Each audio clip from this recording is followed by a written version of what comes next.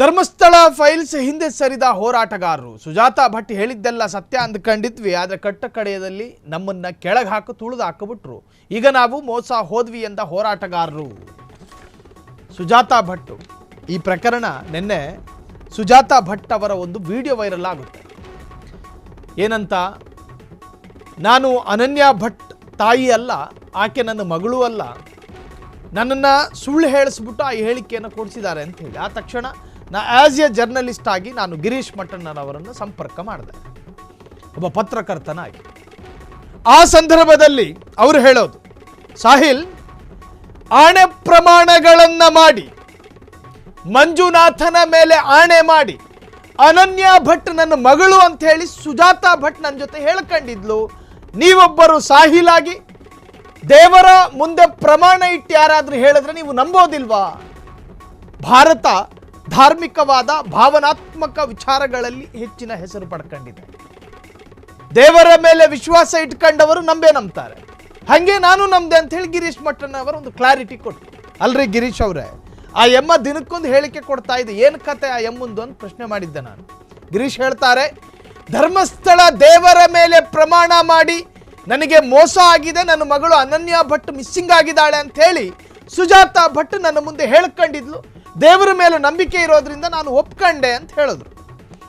ಈಗ ನೋಡಿದ್ರೆ ಆ ಎಮ್ಮ ಯೂ ಟರ್ನ್ ಅಲ್ಲ ಜೀಬ್ರಾ ಕ್ರಾಸ್ ಮಾಡ್ಕೊಂಡು ಹೋಗ್ತಾ ಇದೆ ಸುಜಾತಾ ಭಟ್. ಸೊ ಈ ವಿಚಾರವಾಗಿ ಒಂದಷ್ಟು ಹೋರಾಟಗಾರರು ಹೇಳಿದಾರಂತೆ.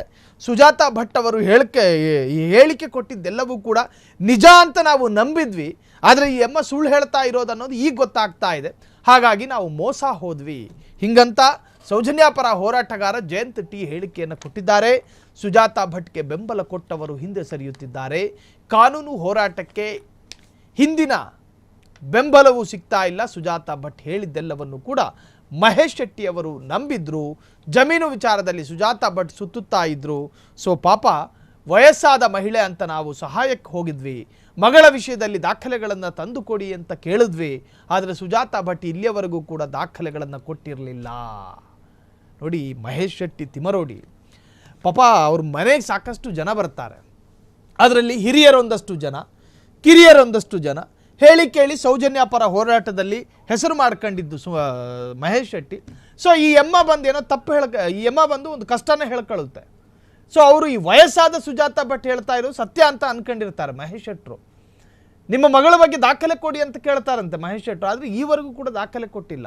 ಈಕೆ ಹೇಳಿದ್ರು, ಇವರು ನಂಬಿದ್ರು, ಆಕೆ ಹೇಳಿದ್ದು ಅಥವಾ ಪುಂಗಿದ್ದು ಅನ್ನೋದು ಗೊತ್ತಾಯಿತು. ಈಗ ತಲೆ ಚೆಚ್ಕೊತಾ ಇದ್ದಾರೆ ಸುಜಾತಾ ಭಟ್ಟು. ಸೆಕೆಂಡಿಗೊಂದು ಹೇಳಿಕೆಯನ್ನು ಕೊಡ್ತಾ ಇದ್ದಾರೆ. ಓಡ್ಕೊಂಡು ಬಂದು ಇಲ್ಲ ಅಂತಾರೆ ಅವರು. ಅದು ಹೌದು ಅಂತ ಹೇಳಿರ್ತಾರೆ, ಅದನ್ನು ನಾವು ನಂಬುವಷ್ಟರಲ್ಲಿ ಓಡ್ಕೊಂಡು ಅವರೇ ಬರ್ತಾರೆ, ಇಲ್ಲ ಅಂತಾರೆ. ಈ ಹೌದು ಅನ್ನೋದು ಅವರೇ, ಇಲ್ಲ ಅನ್ನೋದು ಹೌದು ಅವರೇ.